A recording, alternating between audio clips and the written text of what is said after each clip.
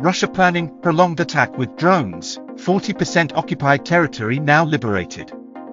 Ukrainian President Volodymyr Zelensky has announced that the Ukrainian armed forces have shot down over 80 Iranian-made drones in the past 2 days. Zelensky also claimed that Russia is planning a prolonged campaign of attacks using these drones in an effort to exhaust Ukraine. Russian drone strikes on Ukraine have reportedly increased in recent days, targeting cities and power stations and causing damage to Ukraine's energy infrastructure and leaving millions without power. Zelensky's remarks came after Ukraine carried out a strike in the occupied region of Donetsk, which Russia has acknowledged resulted in the deaths of 63 of its troops. Access to the attack area is currently restricted. Only 2 days have passed since the beginning of the year, and the number of downed Iranian drones over Ukraine has already exceeded 80. And in the near future, this number may increase, because the nights can be quite restless during these weeks. We have information that Russia is planning a long-term attack by shards. Its bet may be on the exhaustion of our people, our air defense, our energy. But we must and will do everything to ensure that this goal of the terrorists fails, like all the others. Today, I would like to commend the Center, South, and East Air Commands for their successful defense of the sky. Ukraine Army Chief General Valery Zaluzhny has announced that the Ukrainian armed forces have made significant progress in their efforts to liberate occupied territories, with 40% of the territories taken by Russia since February 24, 2022 having been reclaimed. In addition, Zaluzhny revealed that the Ukrainian armed forces have undergone military training in the territory of 17 European countries.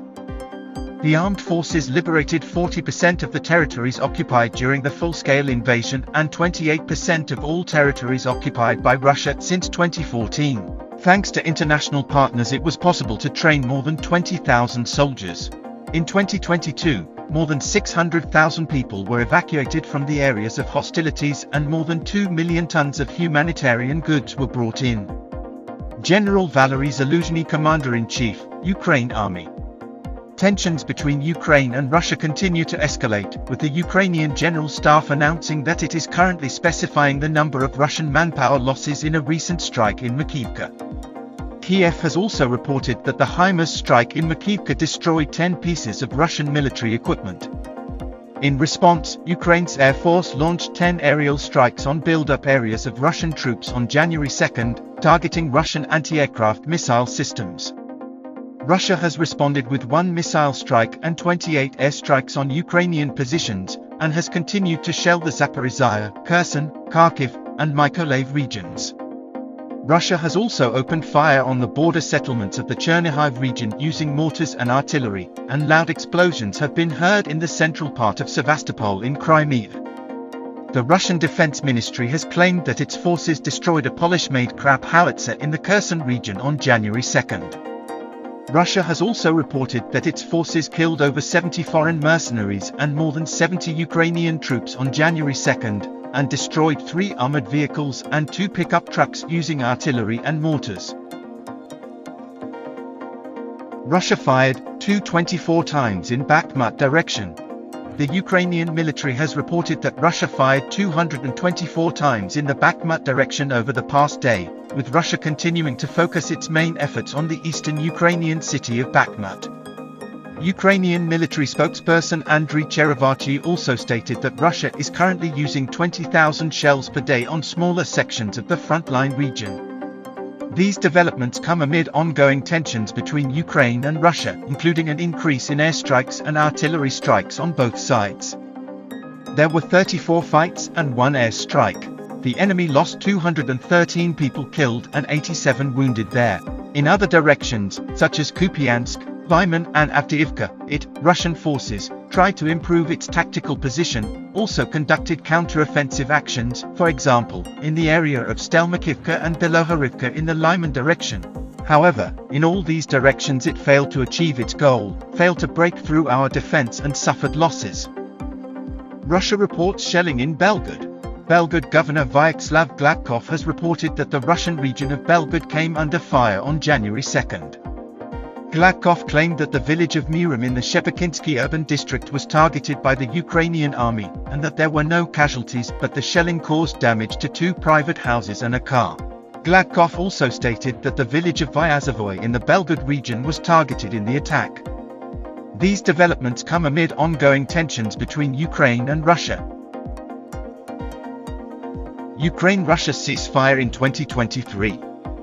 Former NATO General Hans-Lothar Domrose has predicted that Russia's invasion of Ukraine will result in a ceasefire in 2023.